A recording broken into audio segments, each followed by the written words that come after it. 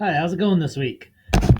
Hope you're having a great week too, and you made it through week one. What we're going to talk about this week is we're going to focus on brushing up on the 12 Olympians. Now, some of you might know that there are actually more than 12 Olympians, and there's a variety depending on which source you look at or which source you use.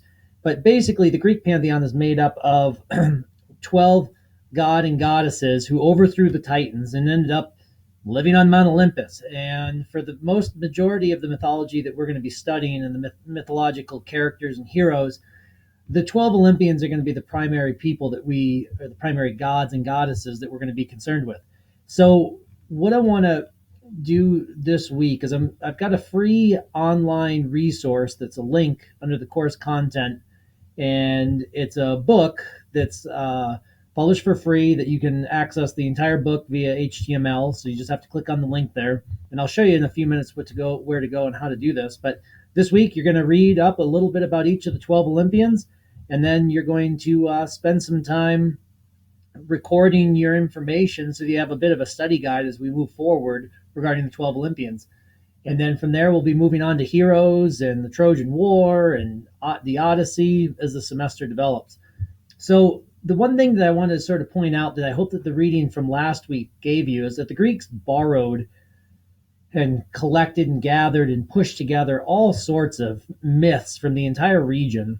And the one thing that you need to remember is that these myths were all almost exclusively passed on through oral tradition.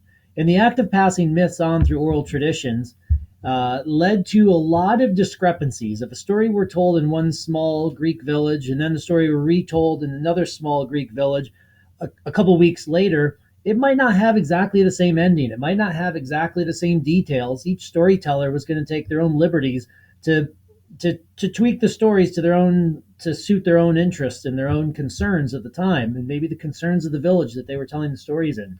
So, as you're studying Greek mythology, don't get stuck on different versions. There's going to be lots of versions of these stories, and that's okay.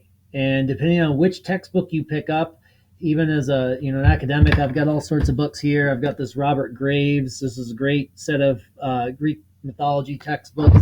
I've got world mythology here. I've got this big, great encyclopedia of Greek mythology. There you go. You can see that. And then I've got this more of a kid's book, but actually has a fair amount of really good information in it. This book here, any one of these texts that you look at, they're going to have some contradictory details. It doesn't matter that one is right or one is wrong. It just happens to be that it's the rich, divergent history of Greek mythology. So instead of focusing on the details of what is or what isn't in terms of how all these different stories and all these different myths connect, I want you to start working on focusing on the human elements within these stories. For example, last week we heard about some of the Titans and the founding parents and family members of the Titans. And if you look at Kronos and Uranus, for example, we know that Kronos actually ended up castrating his father as a way of coming out and overthrowing his father figure. Throughout Greek mythology, you're going to see a lot of issues about the overthrowing of a father. And we're going to talk more about that as the semester develops. I'll have a lecture dedicated just to that. But then interestingly enough, just like with Kronos also nervous about his children overthrowing their father, ends up eating all of his kids. And we end up with Zeus's mom tricking Kronos into thinking that she ate Zeus like he ate all of Zeus's siblings, when he really didn't. He ate a rock instead. And Zeus hid out in a cave until he was ready to rise up against the Titans, his father's generation, and take over. So instead of worrying about instead of worrying about the intricate details of each of these stories and which source is right and which source is wrong, the whole notion of sons having to overthrow their fathers to develop an autonomous life is a major archetype in Greek mythology, and that's going to be repeated over and over in many of the stories that we read and examined by the Greeks. So the essence there of that piece of how does a son come into his own manhood, that's huge. That's going to be a predominant theme, regardless of the details of each of these stories. So look for those wider, as you're reading these, look for those wider kind of guttural human experiences.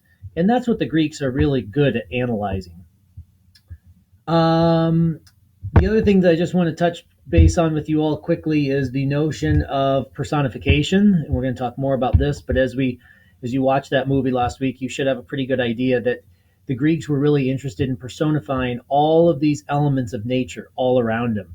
And they would have gods and goddesses for all sorts of for a stream, for a forest, for basically any element of nature that you could look at and identify.